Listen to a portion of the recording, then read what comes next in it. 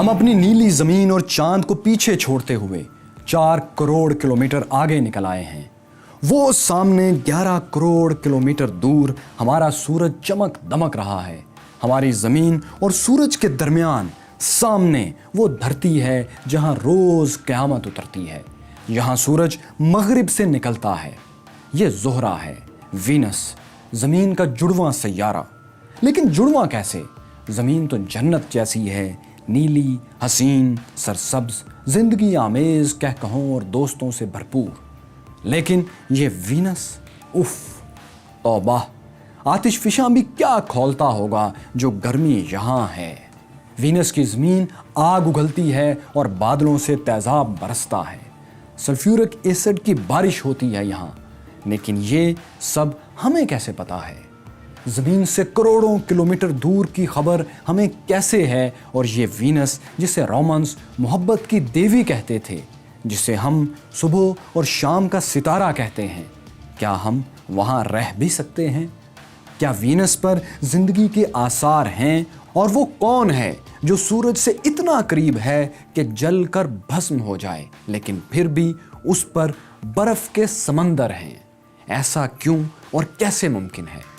میں ہوں فیصل وڑائچ اور دیکھو سنو جانو کی کل کائنات سیریز میں ہم آپ کو یہی سب دکھا رہے ہیں۔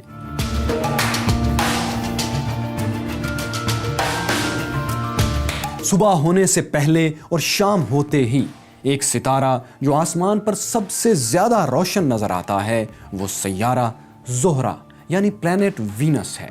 وینس ہمارے نظام شمسی کا سب سے بڑا سیارہ تو نہیں، لیکن یہ سب سے روشن کیوں دکھائی دیتا ہے؟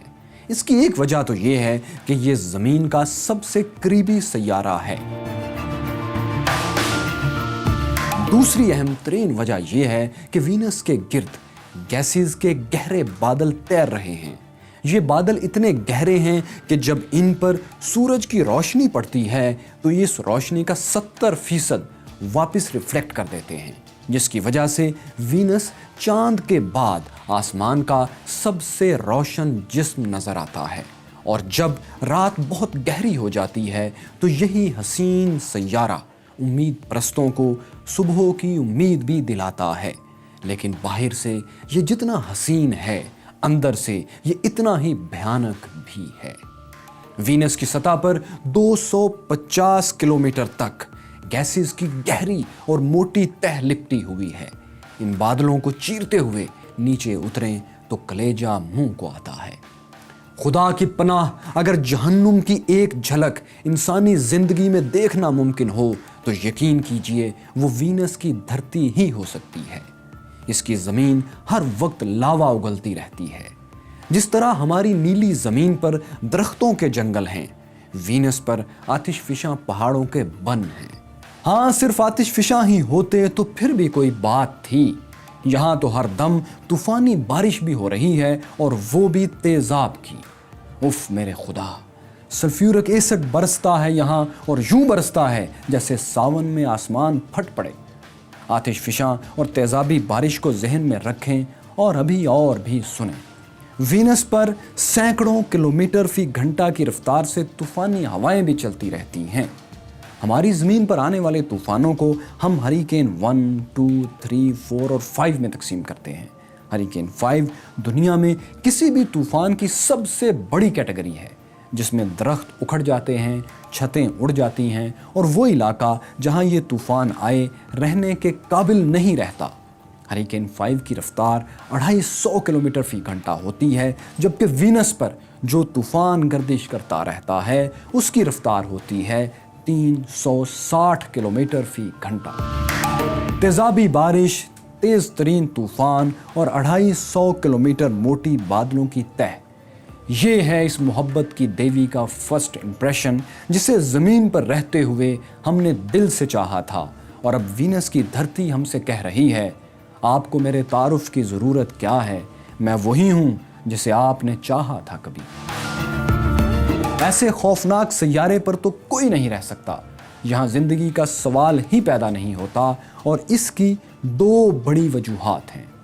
ایک تو یہ کہ 250 کلومیٹر اونچی बादलों की तह की वजह से वीनस पर एटमॉस्फेरिक प्रेशर ज़मीन से बेपनाह ज़्यादा होता है। कितना ज़्यादा होता है? यूँ समझें कि ज़मीन पर गैसों का दबाव 14.7 पाउंड्स पर स्क्वायर इंच होता है, जबकि वीनस पर यही दबाव होता है 1300 पाउंड्स पर स्क्वायर इंच। हमारे घर यानी हमारी नीली दुनिया की निस्बत 90% ज़्यादा। ये दबाव इतना ज़्यादा है कि कोई इंसान तो क्या, अगर यहाँ मजबूत गाड़ी भी खड़ी कर दी जाए तो पिचक कर रह जाए। इसीलिए ज़िंदगी की ज़्यादा तरक्की याफ्ता शक्ल, डेवलप्ड फॉर्म यहाँ मिलना मुश्किल है, लेकिन शायद किसी इब्तदाई दर्जे की ज़िंदगी के आसार तो मिल जाएं। जैसे एक खुलिए पर मुश्तमिल ज़िंदगी, कोई एल्जी, कोई बैक्टीरिया या कम से कम कोई माइकोप्लाज्मा, जो ज़िंदगी की सबसे सादा शक्लों में से एक है। यहाँ ज़िंदगी ना होने की एक दूसरी वजह भी है, वो ये कि ज़िंदगी की एक और लाजमी शर्त पानी और ऑक्सीजन है, जबकि वीनस के एटमॉस्फेयर में ऑक्सीजन ना होने के बराबर और वो गैस जो ज़िंदगी की अलामत हरगिज़ नहीं, यानी कार्बन डाइऑक्साइड, वो वीनस की फ़िज़ा में 96% है। ये कम्बिनेशन कितना खौफनाक है, इसका अंदाज़ा यूं लगाएं कि हमारी ज़मीन के एटमॉस्फेयर में 78% नाइट्रोजन और 21% ऑक्सीजन होती है, जबकि 0.1%, 1% से भी कम कार्बन डाइऑक्साइड के मॉलिक्यूल्स होते हैं। यूं यहाँ ज़िंदगी जन्म लेने और आगे बढ़ने का एक सबब पैदा हो जाता है, जबकि वीनस पर यह इक्वेशन बहुत ही उल्टी है। ऑक्सीजन तो एक तरफ, जिंदगी की एक और अहम तरीन शर्त यानी बहता पानी भी तो वीनस पर नहीं है। तो ऐसे में वीनस पर जिंदगी के आसार तलाश करना दीवाने का ख्वाब ही हो सकता है। लेकिन ये क्या, वीनस की सतह पर तो ग्रेनाइट यानी संगे मरमर मौजूद है, और ग्रेनाइट का पत्थर कभी भी पानी के बगैर नहीं बनता, और वो भी बहुत बड़ी मिकदार में पानी, समंदरों जितना पानी। तो क्या इसका ये मतलब है कि यहाँ कभी समंदर भी थे? जी हाँ, वीनस शुरू में बिल्कुल ज़मीन जैसा था। अरबों साल पहले जब हमारा निज़ाम शमसी वजूद में आया तो ज़मीन और वीनस एक जैसे थे, इनमें ज़्यादा फ़र्क नहीं था। दोनों पर, ज़मीन पर और वीनस पर, लहरें उठाते समंदर थे। लेकिन फिर वीनस सूरज के करीब होता चला गया और गर्म से गर्म तर होता चला गया। इसके गिर्द मौजूद गैसों का हाला यानी एटमॉस्फेयर इतना मोटा और गाढ़ा हुआ कि वीनस जहन्नुम ज़ार बन गया। सूरज की रोशनी इसके एटमॉस्फेयर में दाखिल तो हो जाती है, लेकिन फिर वापस नहीं आ पाती। यही वजह है कि करोड़ों साल तक गर्मी वीनस के अंदर जमा होती चली गई और इसका दर्जा हरारत इतना बढ़ गया कि तसव्वुर भी महाल है। वीनस पर दर्जा हरारत 471 डिग्री सेंटीग्रेड तक पहुंच चुका है, बल्कि बाज़ जगहों पर इससे भी ज़्यादा। गैसों के शदीद दबाव, तेज़ाबी बारिश, तूफ़ानी हवाओं और आग उगलते अनगिनत आतिश फिशा पहाड़ों ने साबित किया है कि वीनस हमारे रहने की जगह हरगिज़ नहीं हो सकती।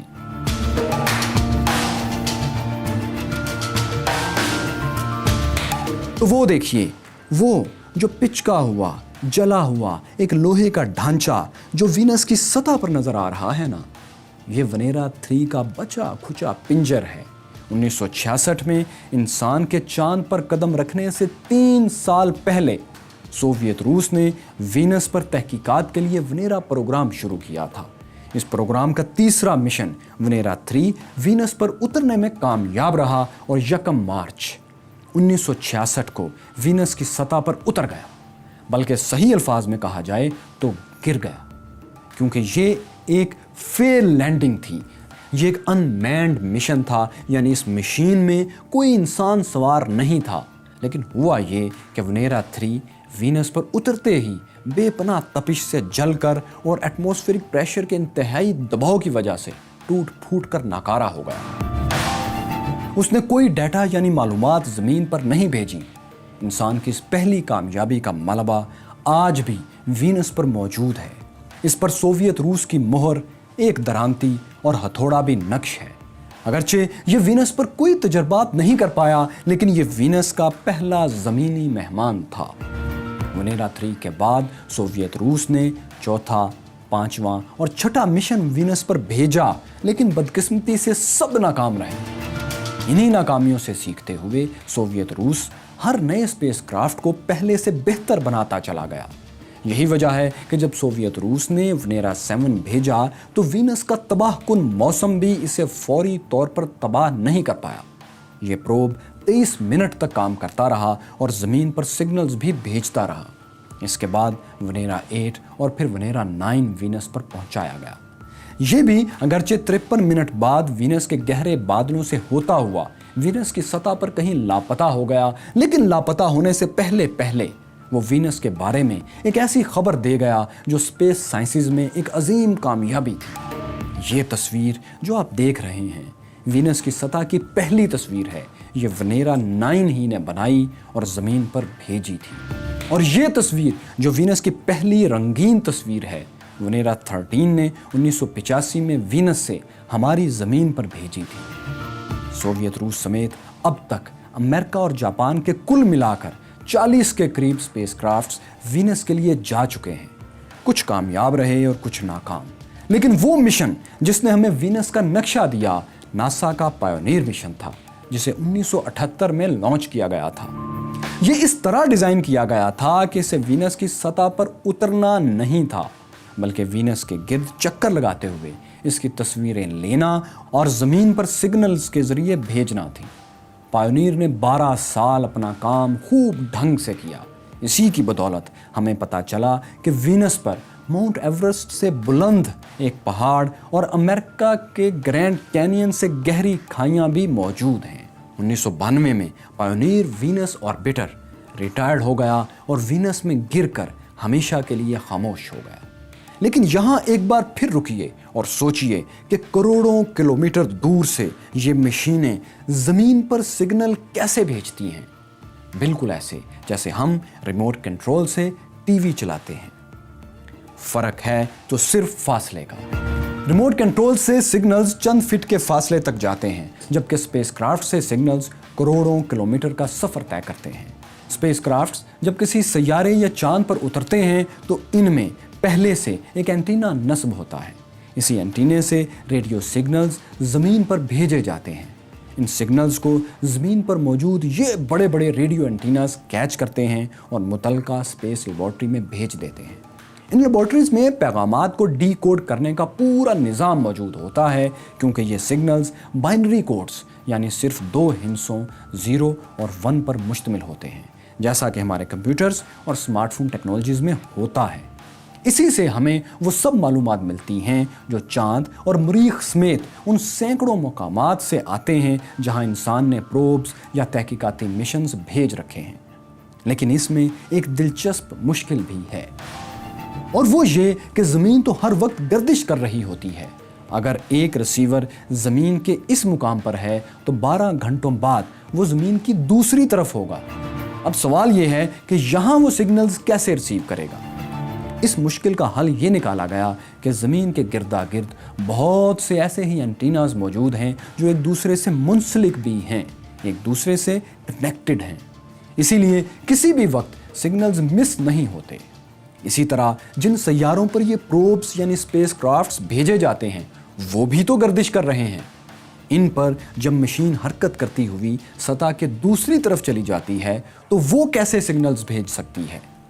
वो इस तरह कि जिस सैयारे या चांद पर तजर्बात के लिए खलाई मशीन को उतारा जाता है तो उसी सैयारे के मदार में मुसलसल एक या एक से ज़्यादा सैटेलाइट हरकत करते रहते हैं जो मशीन से सिग्नल वसूल करके ज़मीन की तरफ भेज देते हैं, और इन सिग्नल्स को वही ताकतवर एंटीनास या रिसीवर्स कैच कर लेते हैं। इस सारे सिस्टम को डीप स्पेस नेटवर्क या DSN कहते हैं। ये सिस्टम इतना तरक्की याफ्ता है कि आम सिग्नल्स से 20 अरब गुना कमज़ोर सिग्नल्स भी कैच कर लेता है, क्योंकि कुछ तहकीकाती मिशंस इंसान अरबों किलोमीटर दूर भेज चुका है ना हैरत की बात। इसकी तफसील भी हमारे रास्ते में आएगी, लेकिन फ़िलहाल इस हैरतनाक मंजर का सामना करें कि वीनस निज़ाम शमसी का वाहिद सैयारा है जहां सूरज मगरिब से तुलू होता है।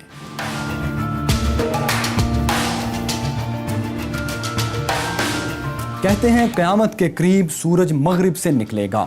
इस हिसाब से वीनस पर हर रोज़ क़यामत उतरती है, क्योंकि यहाँ सूरज मगरिब से ही तुलू होता है।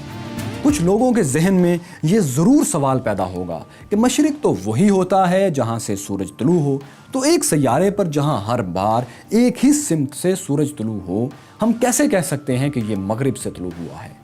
तो वाक़या ये है कि अगर कुतुब शुमाली सितारे के हिसाब से देखें तो निज़ाम शमसी के तमाम सैयारों की गर्दिश घड़ी की सुइयों के उलट है, यानी एंटी क्लॉकवाइज है।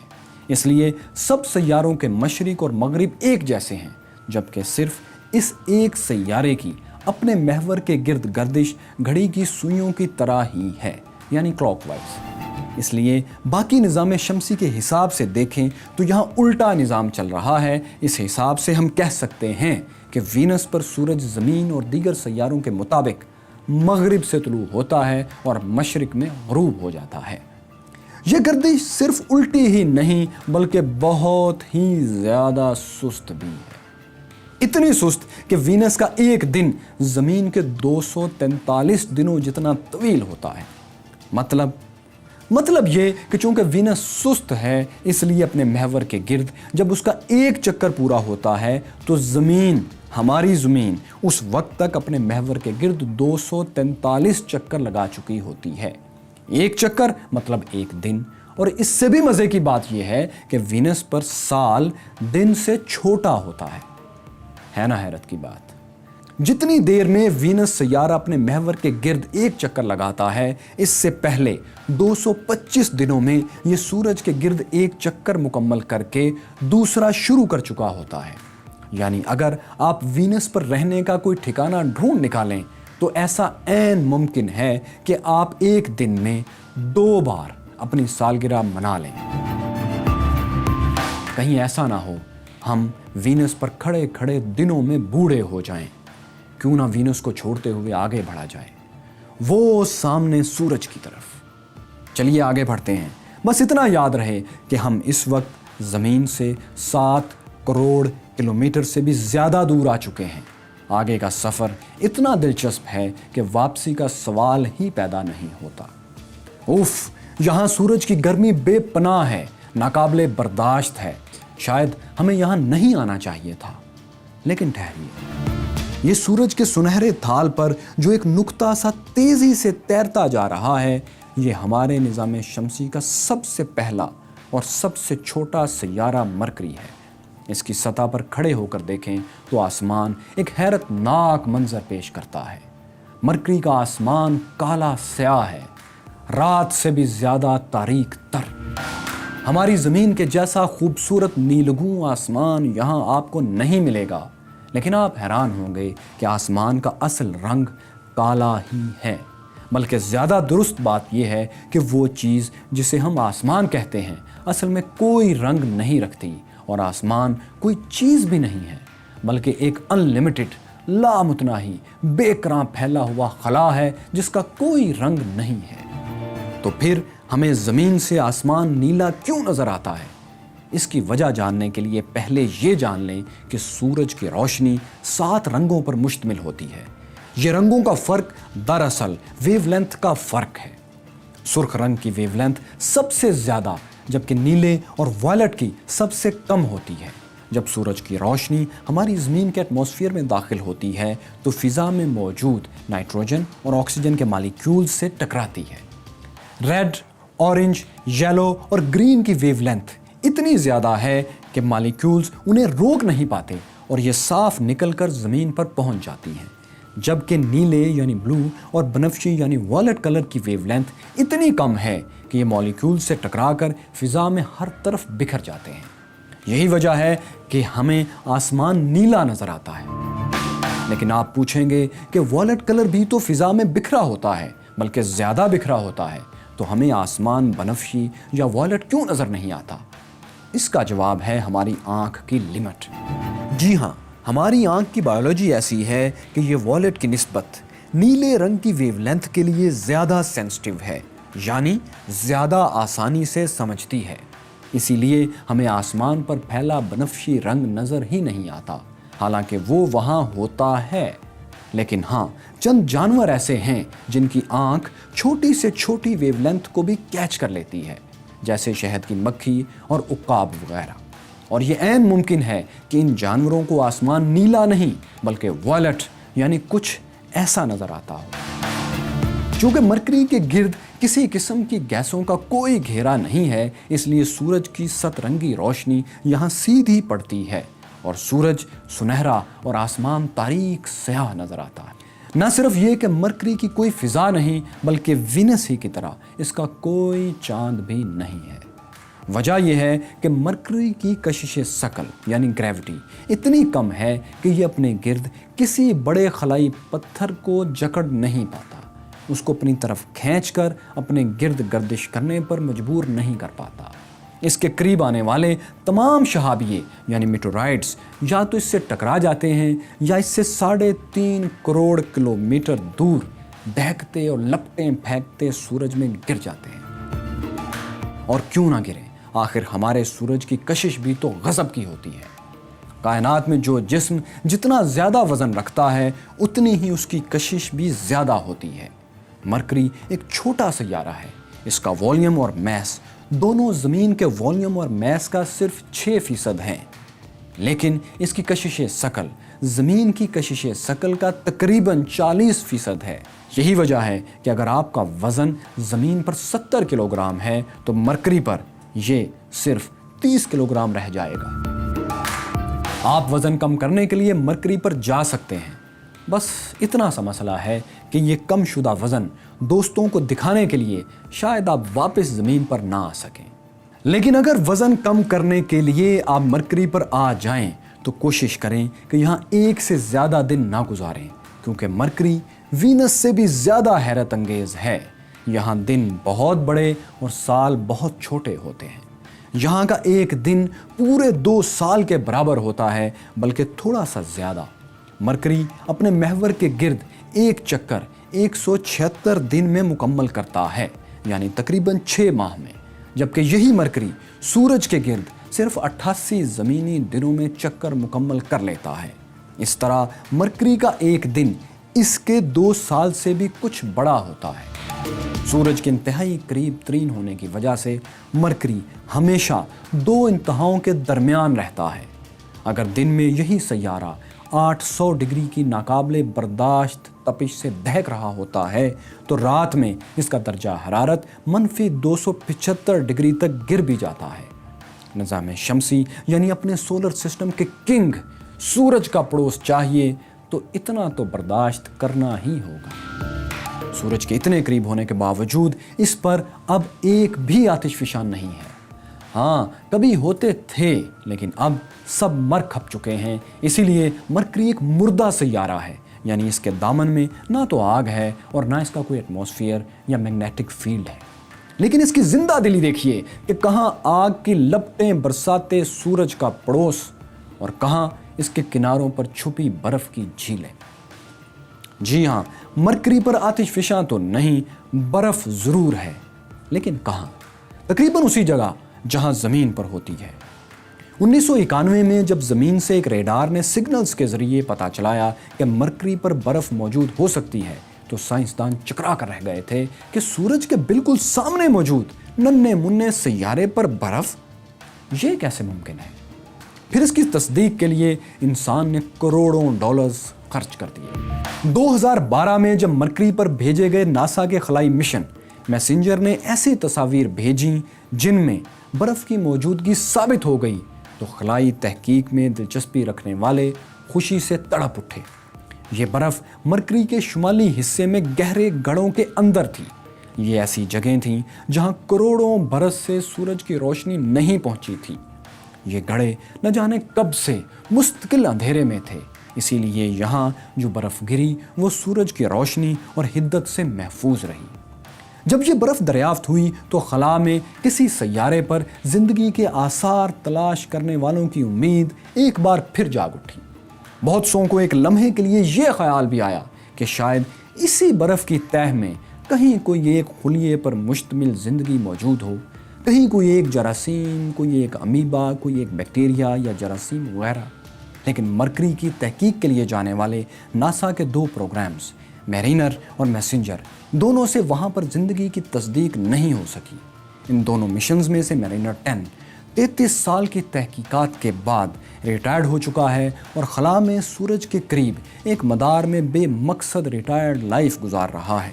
لیکن دوسرا مشن میسنجر جو ایک روبوٹک اسپیس کرافٹ تھا، وہ 4 سال مرکری کے گرد تحقیقات کرنے اور مرکری کی شاندار تصاویر زمین پر بھیجنے کے بعد اپریل 2015 میں مرکری ہی پر کریش لینڈنگ کر کے ختم ہو چکا ہے۔ آج ہم سیارے مرکری کے بارے میں جو بھی تازہ ترین معلومات رکھتے ہیں وہ اسی روبوٹک اسپیس کرافٹ میسنجر کی بھیجی ہوئی تصاویر کی وجہ سے ممکن ہے۔ ان دونوں کے بعد بھی مرکری کے لیے نئے مشنز روانہ کیے جا رہے ہیں اور کچھ کیے جا چکے ہیں۔ دہکتے، کھولتے، آگ برساتے سورج کے سامنے ایک ننھے منھے سیارے پر زندگی بھلے دریافت نہیں ہوئی، لیکن چلیں برف تو دریافت ہو گئی نا۔ لیکن سوال پیدا ہوتا ہے کہ یہاں برف آئی کہاں سے؟ کہتے ہیں وہیں سے آئی جہاں سے زمین کے لیے آئی تھی۔ پھر زمین پر برف کہاں سے آئی؟ ایک پاگل سورج کے گرد چادر تاننے کا منصوبہ کیوں بنا رہا ہے اور یہ کیسے ممکن ہے؟ یہ منصوبہ ہے کیا؟ سورج سے ہوتے ہوئے آپ کو ایک ایسے سیارے پر لے جائیں گے جہاں واقعی انسان جانے والا ہے اور ہو سکتا ہے آیا بھی وہیں سے ہو۔ انسان وہاں کیسے جائے گا، کیسے رہے گا اور آخر وہ ایسا کر کیوں رہا ہے؟ یہ سب کچھ آپ کو دکھائیں گے، لیکن کل کائنات کے اگلے حصے میں۔ ہمارے زمین سے کائنات کے سفر کو آپ ماضی کا سفر کہہ سکتے ہیں، کیونکہ ہم جوں کائنات میں آگے بڑھتے ہیں دراصل ماضی میں سفر کرتے ہیں۔ ایسا کیوں ہے یہ آپ اس سفر میں ساتھ ساتھ جانتے چلے جائیں گے۔ اس سفر کی پہلی قسط جس میں ہم آپ کو چاند کے روشن اور تاریک دونوں سمتوں میں لے گئے تھے، چاند کی دیومالائی کہانی بھی دکھائی تھی، سائنسی تجربات کرتے روبوٹس اور انسان دکھائے تھے، یہ بھی بتایا تھا کہ وہاں کس خوبصورت لڑکی کا نام لکھا ہے اور کس نے لکھا ہے۔ اگر آپ نے کل کائنات کی یہ پہلی قسط نہیں دیکھی تو یہاں کلک کیجئے۔ اسلامی تاریخ کے ایک عظیم ہیرو صلاح الدین ایوبی کی داستان حیات دیکھنے کے لیے یہاں کلک کیجئے، جبکہ پاکستان کی تاریخ کے اہم ترین موڑ کارگل کی مکمل کہانی جاننے کے لیے یہاں کلک کیجئے۔